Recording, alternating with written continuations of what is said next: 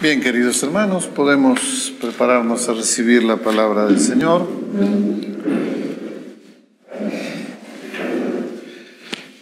Quiero recordarles que hemos seguido durante todo este tiempo predicando la necesidad que tenemos personal en la iglesia, en la ciudad, en el país, en el mundo, de un gran avivamiento, anhelándolo en nuestro corazón para que Dios se apiade de nosotros, tenga misericordia y lo haga. Continuamos en esa tónica, continuamos en ese tema y hoy vamos a tratar uno de los aspectos más importantes en la vida de un creyente y despejar algunas dudas en relación a esto.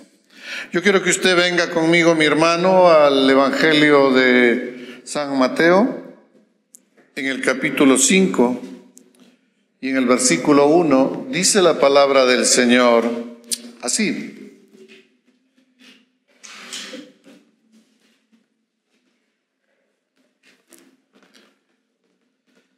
dice la palabra del Señor: viendo la multitud, subió al monte y sentándose vinieron a él sus discípulos. Viendo la multitud, subió al monte y sentándose vinieron a él sus discípulos. Queridos hermanos, hay quienes afirman y enseñan que el sermón del monte no tiene que ver con la vida del cristiano de hoy. Los dispensacionalistas han dedicado muchísimo tiempo a tratar de explicar que no tiene nada que ver con nosotros, con el creyente, con los cristianos de hoy, este sermón del monte. Que este está reservado para cuando el reino de Dios esté aquí en la tierra. Que cuando Jesús lo empezó a enseñar, los judíos no lo entendieron y por lo tanto no se pudo establecer ese momento. Y entonces la crucifixión fue ese rato la alternativa que tenían para mantener la obra del Señor. Que será aplicable las bienaventuranzas en el Sermón del Monte. Pero la Biblia, en su primer versículo del capítulo 5 dice: viendo la multitud, subió al monte y sentándose vinieron a él sus discípulos. Y abriendo su boca les empeñaba diciendo: la multitud, sus discípulos, vinieron a él y les enseñó a ellos. Vamos un poco a escudriñar cuál es el mensaje que está aquí contenido. Padre amado, gracias, porque tu santa palabra edifica nuestra vida. Porque es todo cuanto tú has querido revelar y solo cuanto tú has querido revelar lo que hoy tenemos en tu santa palabra, en la Santa Biblia. Señor, que nuestro corazón esté ávido de recibir y de guardar en él nuestra palabra. Señor, que el fruto de escucharla sea crecer en fe y con ello transformar nuestras vidas. Te lo pedimos en el nombre de Cristo Jesús. Mis hermanos queridos, la Biblia fue predicada a los discípulos. Clarísimamente y sencillamente está puesta acá. Hemos leído, si ustedes recuerdan, esta fue la lectura, el versículo 13, el versículo 14, el 15, el 16, donde se afirma que somos la sal y la luz. Si el sermón del monte no fuera para la actualidad, tampoco deberíamos ser ni la sal ni la luz de este mundo. Si no podríamos aplicarlo o no deberíamos aplicarlo a los cristianos de hoy, todo esto carecería de importancia. Pero lo evidente es que el Señor nos dijo lo que debemos hacer, cómo debemos vivir. Cuando Él estuvo aquí físicamente en la tierra y ahora que físicamente no está. Ese es el mensaje contundente para nuestras vidas. Ese es el mensaje transformador y lleno de esperanza para nosotros. Si usted escudriña las epístolas, usted va a encontrar que el mensaje de las bienaventuranzas se encuentra completamente explícito en cada una de ellas. Está presente y en algunos casos implícitamente claro.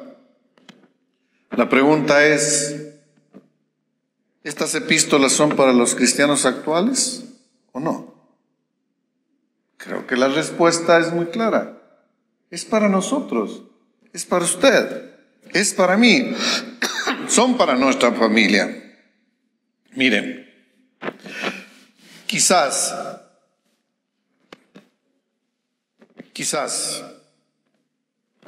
el desarrollo acabado, el desarrollo perfecto, grandioso del nuevo mandamiento dado desde la boca de nuestro Señor Jesucristo en Juan 13:34,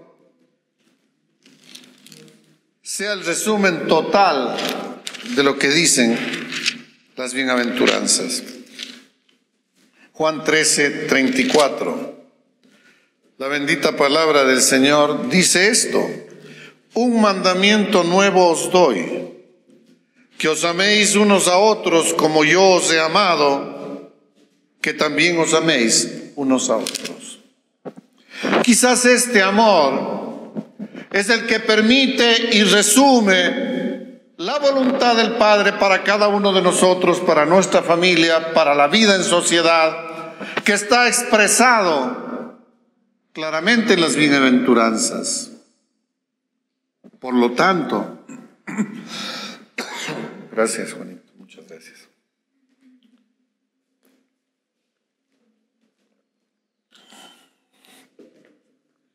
Por lo tanto, la vigencia actual del Sermón del Monte es indiscutible para un cristiano verdadero. Es verdad que el reino de Dios, en algún sentido, todavía no ha sido establecido en la tierra. Pero es verdad que ya ha venido, mi hermano. ¿Cristo es el Rey en su vida? ¿Dios es el Rey en su vida? ¿Dios es el Rey en su familia? Ahí está el reino de Dios. Si usted está en una iglesia donde la palabra de Dios se predica, ahí está el reino de Dios. Si en su familia usted vive conforme a la palabra de Dios, ahí está el reino de Dios. Está dentro de vosotros, está dentro de nosotros, mis queridos hermanos. Y está en toda iglesia que reconoce la verdad, la palabra de Dios.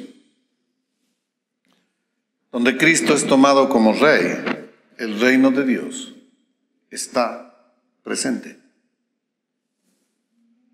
Esta es una realidad también a tenerla grabada en el corazón. No reina sobre todo el mundo ahora, pero sí en todos los corazones y la vida de todo su pueblo.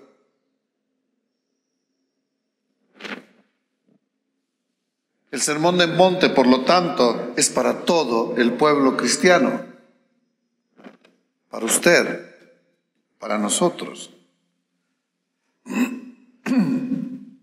Describe correcta y completamente la vida en el reino de Dios. No la concepción materialista que tenían cuando esperaban en su momento las transformaciones militares, sociales, políticas, que los liberara de Roma, el pueblo que esperaba de Dios. A lo suyo vino, y los suyos no los recibieron. Debemos confrontar todos los anhelos que tengamos con el contenido esencialmente espiritual del reino de Dios.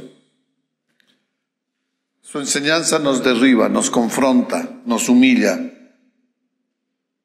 nos pone más cerca a nuestros ojos de la tierra para adorarlo y para esperar en Él su bendita protección. Es algo esencialmente dentro de nosotros. Dentro de nosotros. Como eres un cristiano, debes vivir así. Eso es lo que nos dice la palabra del Señor.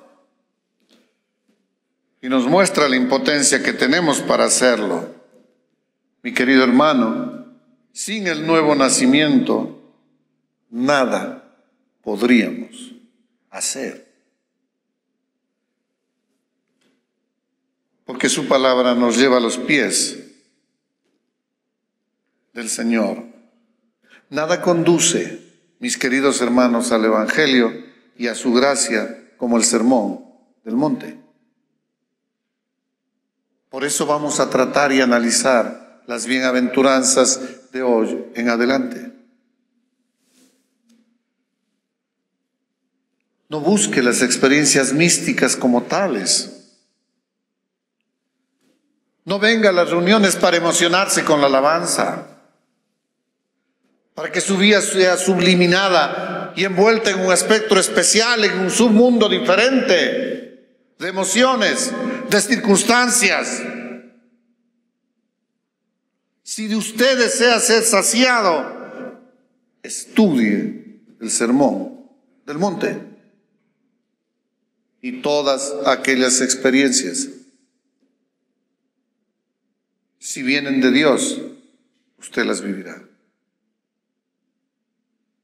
Si no vienen de Dios, tenga cuidado. Tenga cuidado. Mire, estamos asistiendo en nuestro país a un momento electoral, político. Usted escucha a los políticos de izquierda, a los de derecha, sus mensajes. Y hay grandes movimientos sociales tras de ellos. Los adeptos a cada movimiento, los militantes, son capaces de creer algo y sacrificarse por ello. ¿Se ha dado cuenta de eso? No sé el porcentaje que sea. Hay algunos que serán pagados para salir a las calles y todo eso. Pero muchos también, mis queridos hermanos, estarán convencidos de las ofertas, cualquiera que sea, y son capaces de entregarlo todo, su tiempo, su trabajo, su dinero, para llevar adelante aquel mensaje. Los adeptos a Hitler no fueron pagados, y fueron muchos y estaban convencidos que esa era la verdad. No piensen en las divisiones exteriores, derecha, izquierda, centro. El cristiano tiene que ser diferente a esas cosas. Debe serlo. ¿Y cómo vamos a vivir para aquello? A través del estudio, en esta ocasión, de las enseñanzas en el Sermón del Monte. Nos debe interesar mostrar la diferencia entre ser un cristiano y entre no serlo. Los políticos nos enseñan cómo son capaces de mover masas y aquellos que los siguen, de creyendo algo, sacrificarse y darlo todo. Y nosotros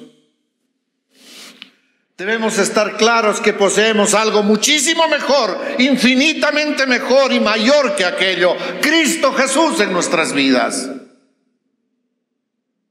Y eso tiene que ver la gente de afuera en cada uno de nosotros.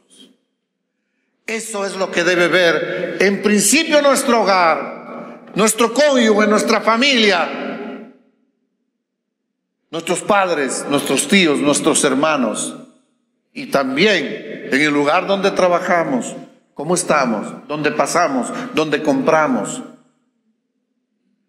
Cristo Jesús es el tesoro por el cual nosotros nos movemos. Y es el Espíritu Santo quien lo hace.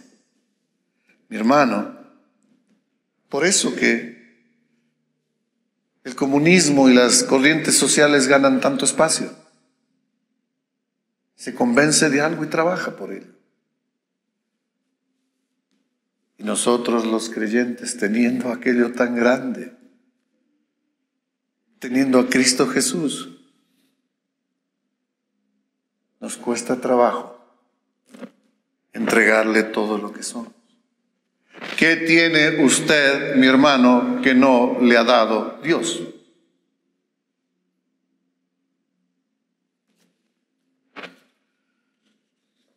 Ese es el anhelo del reino de Dios y su justicia. Ahí se centra. Mi hermano, ¿puede usted ser un estudioso de la Biblia mecánicamente o intelectualmente? Es perfecto analizarla, es perfecto saberla, es perfecto memorizarla. Pero todo esto es secundario. Pues el verdadero valor que tiene la palabra de Dios es la transformación de nuestras vidas. Y evidentemente, solo seremos transformados cuando la conozcamos. Pero no la conocemos por afán intelectual. La conocemos por necesidad vital. Ya no queremos ser como somos. Ya queremos victoria en esas áreas que no hemos tenido. Y esa es la diferencia con el mundo. No nos interesa la solidez intelectual. Nos interesa la transformación de nuestras vidas. Ser transformados, ser moldeados, despertarse a la mañana, verse en el espejo y aquello que ve le es agradable porque le es agradable al bendito Dios. Mi hermano, esta sinfonía de amor, las bienaventuranzas, requiere que ya seas un creyente para entenderlo. No esperes que un impío entienda o aplique las bienaventuranzas o la palabra de Dios.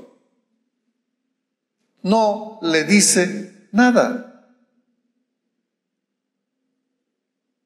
Recuerdo tanto cuando escuché una prédica sobre libros o películas, cosas que iban saliendo. Y es decir, la iglesia tornando más bien hacia la modernidad, hacia la cosa que es actual, que llama la atención, y no hacia las verdades eternas. El reino de Dios solamente está y se establecerá sobre la palabra de Él. Mi querido hermano, las bienaventuranzas tienen que estar grabadas en tu corazón. ¿Y sabe qué? Esto solamente por la gracia de Dios. Solamente por fe en la obra de Jesús. Solamente por fe en la obra del Espíritu Santo. ¿Cómo le puedes pedir a un no creyente que practique las bienaventuranzas? Es una verdadera herejía esperar una conducta cristiana de quien no ha nacido de nuevo. Por eso la palabra mismo dice, examínate para ver si estás en la fe. Todo llamado del Evangelio a cambio de conducta, una vida ética, moralidad, van dirigidos a quienes son cristianos. Todas las epístolas fueron escritas para cristianos, no para no cristianos. En su aplicación, solamente aquel que ha recibido la gracia del Señor, puede vivirlas. Primero, el cristiano siempre tiene que recordar que debe cumplir la ley de Dios. No estamos bajo la ley, pero debemos cumplirla. Romanos 8, 3, 4.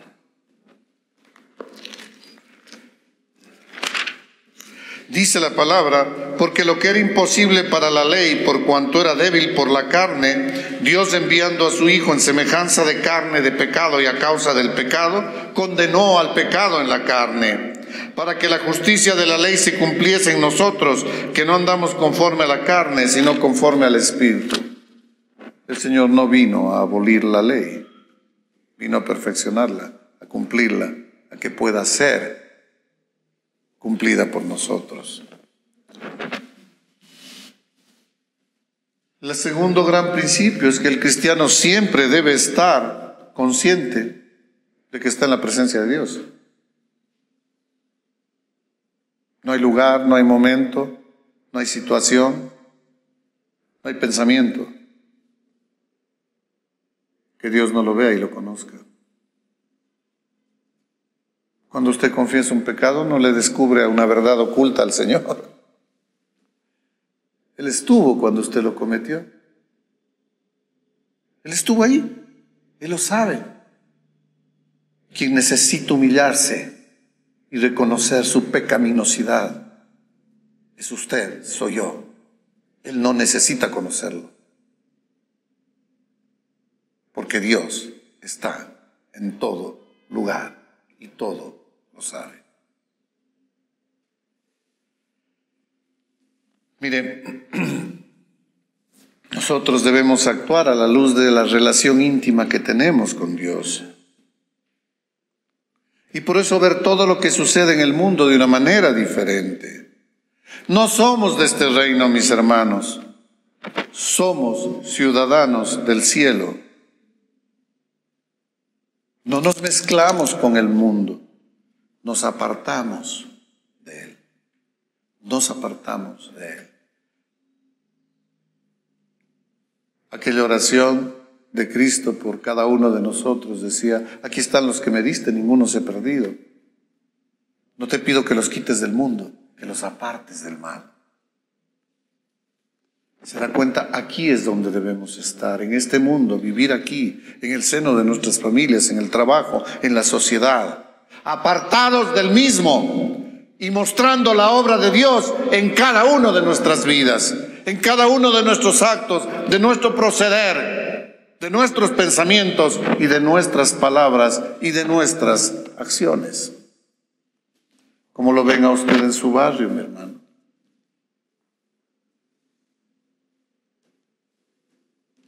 ¿Cómo lo ven en su trabajo?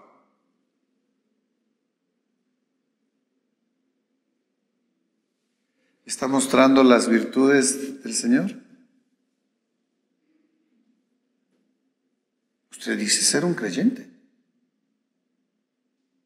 ¿La gente sabe cuando lo ve que usted es un creyente? ¿O tiene miedo que le digan que usted es un creyente? ¿O tiene vergüenza de aquello? El cristiano siempre anda en el temor de Dios. Esa es otra de las características importantes. No el temor pusilánime del mundo. Primera de Juan 4:18. Estamos al último. Primera de Juan 4:18 dice: en el amor no hay temor, sino que el perfecto amor echa fuera el temor, porque el temor lleva en sí castigo, de donde el que teme no ha perfeccionado el amor. Si no, estamos en ese temor que lo describe Hebreos 12:28. Hebreos 12:28. Hebreos 12:28 dice así, mis hermanos: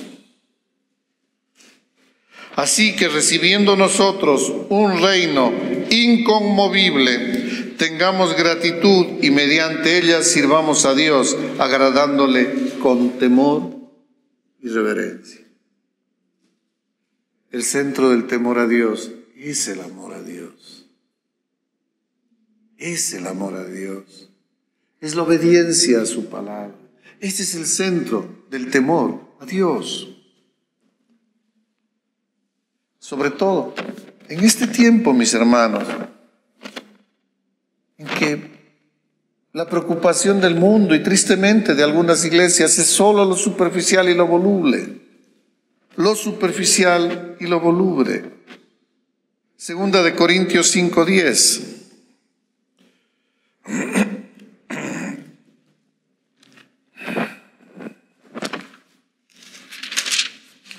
Dice la palabra, porque es necesario que todos nosotros comparezcamos ante el tribunal de Cristo, para que cada uno reciba según lo que haya hecho mientras estaba en el cuerpo, sea bueno o sea malo.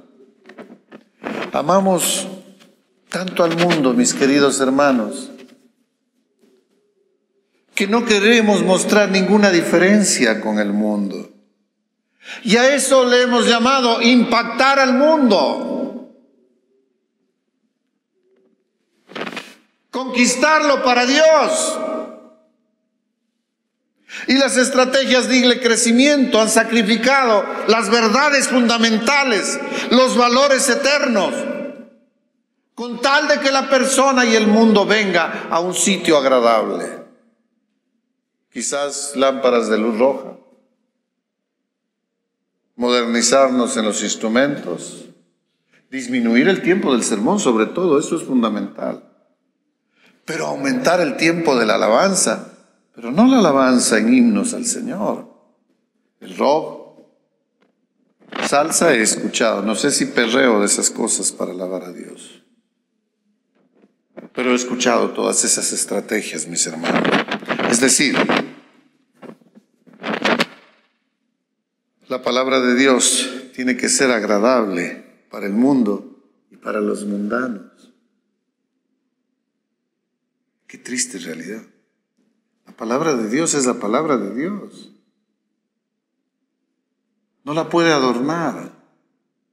No la puede subir porque haríamos tonteras, pero tampoco la puede bajar o rebajar para que le agrade a alguien. No importa lo que sacrifiquemos en el pensamiento de hoy. No hables de pecado, no hables de castigo, no hables de infierno, no hables de arrepentimiento, no hables de idolatría. Peor hables de la salvación exclusivamente por gracia. No se te ocurra hablar del grado de descomposición del ser humano. El hombre es bueno por naturaleza, le dice. Esas boberas de los elegidos, esas boberas no deben ser nunca enseñadas. ¿Sabe por qué? Porque muchos padres espirituales se quedarían sin trabajo. Por eso no hay que hablar de eso. El Sermón del Monte describe una forma de ser, no un código ético o moral, mis queridos hermanos.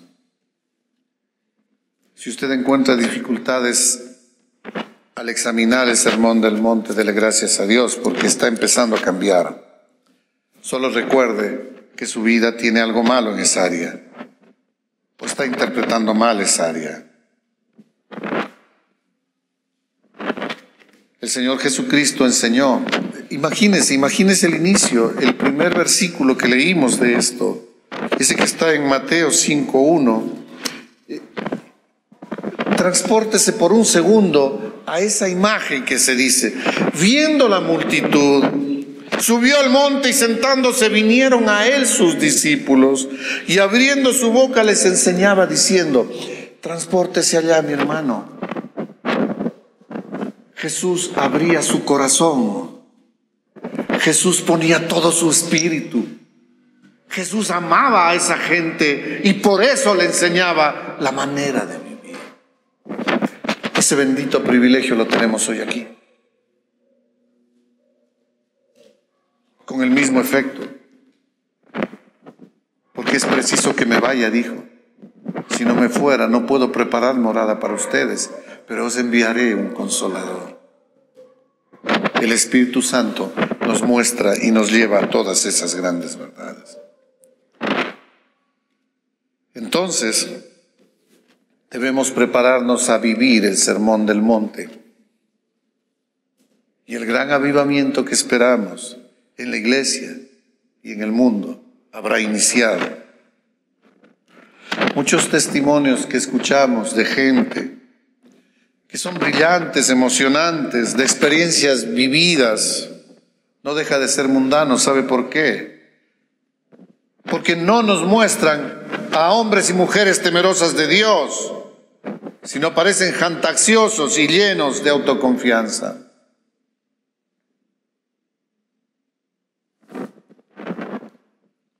El Sermón del Monte lo que hace es afirmar que una persona feliz es la persona bienaventurada. Todos los cristianos deberíamos así. Todos deberíamos mostrar todas las evidencias y características que se describen en las bienaventuranzas. No solamente una, pues es imposible aquello, porque van interrelacionadas, porque si tiene una, las demás vendrán, o si no, no tiene ninguna. No son naturales. Es la obra de Dios en su corazón, en su vida. Es la transformación del Espíritu Santo. Esta es la manifestación de la vivencia de estas. La vigencia de las características del Sermón del Monte lo hará un verdadero creyente y por lo tanto, mi querido hermano, absoluta y completamente diferente al mundo. No solamente en lo que hace, sino profundamente en lo que es. No solamente en lo que muestra hacia afuera, sino en lo que vive hacia adentro. Y el gozo de la salvación lo inundará. Y ese gozo es independiente de las circunstancias que hoy esté viviendo usted, su familia y los seres que ama. Eso es un creyente.